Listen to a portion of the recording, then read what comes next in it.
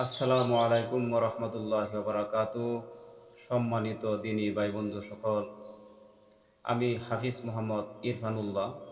আমি আজকে আপনাদের মাঝে ঈদ উল আজহা নামাজ কিভাবে পড়তে হয়, কয় তাকবীরে পড়তে হয়, কি নিয়মে পড়তে হয়, আমি আজকে আপনাদের মাঝে বিস্তারিতভাবে সুন্দরভাবে বলে দেওয়ার চেষ্টা করব ইনশাল্লাহ।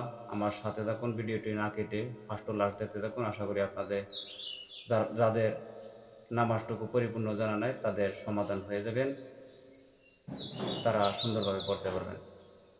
ঈদ উল আজহা আর ঈদ উল ফিতর, ওই দুইটি নামাজ একই রকমভাবে পড়তে হয়। এই দুই নামাজ ছয় তাকবীর, এই দুই নামাজ ওয়াজিব নামাজ। নেটটু নেয়াত খালি একটু নেয়াতটুকু ভিন্ন রকম। এই ছোট ঈদের নামাজের মধ্যে বলতে হয় ঈদ উল ফিতর, আর বড় ঈদের নামাজের মধ্যে বলতে হয় ঈদ উল আজহা। আমরা বহুতে ওয়াক্তের নামাজে পরিপূর্ণ শুদ্ধভাবে জানি না, তাহলে বছরে একটি বার ঈদ আসে আমাদের মাঝে, তাই আমরা ওই নামাজটাকে কীভাবে পড়ব। তাই আমি আশা করি আপনাদেরকে আমি সুন্দরভাবে বলবার চেষ্টা করব, আপনারা সুন্দরভাবে বুঝতে পারবেন। আরও একটি কথা হলো, যদি আপনারা নামাজ পড়ুন ঈদের, ওইটা হচ্ছে ওয়াজিব নামাজ, ছেড়ে দিলে গুনাহগার হয়ে যাবেন, প্রত্যেকের পড়া আবশ্যক। তাহলে কেউ ওই ফজরের নামাজ বলে ফজরের নামাজ কাজা করবেন না। ফজরের নামাজ যদি না পড়েন তাহলে আপনাদের ঈদের নামাজ সহি হবে না। প্রথমত আমি বাংলায় আপনাদেরকে আমি সুন্দরভাবে বলে দেব, তার আগে আমি আরবি বলে দিতেছি, যদি আপনাদের কারো জানা থাকে সুন্দরভাবে সহিভাবে পড়ে নেবেন। আমি আরও একটি কথা আপনাদের মাঝে বলতে চাই যে বাংলা নিয়ত করাটি বেশি ভালো।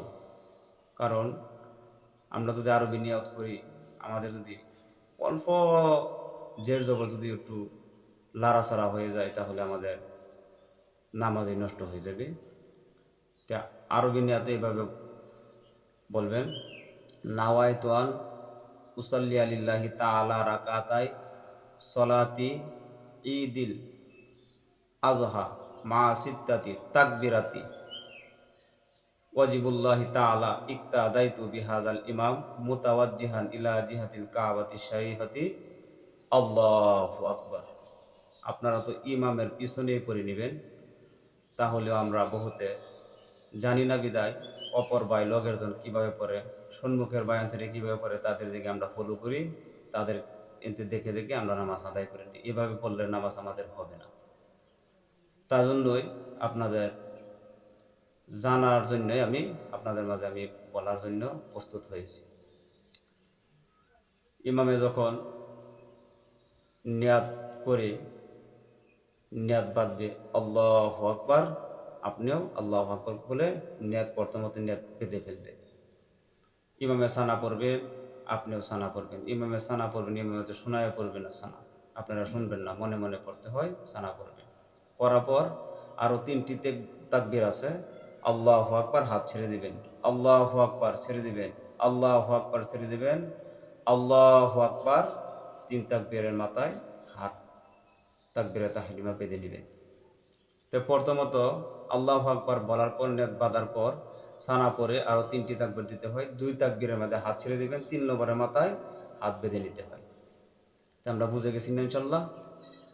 আল্লাহু আকবার সানা পড়লেন, ইমামে সানা পড়ল, আপনারা তখন না জানার বিদায় অপর ভাইজনের দিকে চেয়ে দেখেন, তারা এতে দেখে দেখে পড়ে নিন। তারা যদি ভুল করে তা আপনারাও ভুল হবে।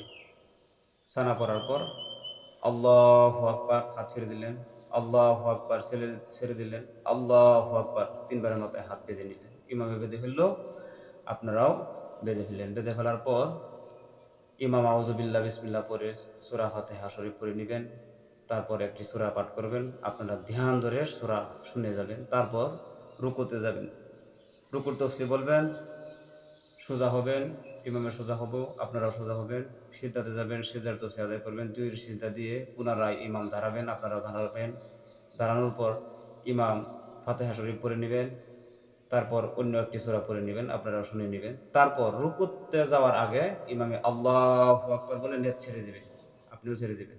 আল্লাহু আকবার ছেড়ে দিবেন, আপনিও ছেড়ে দিবেন।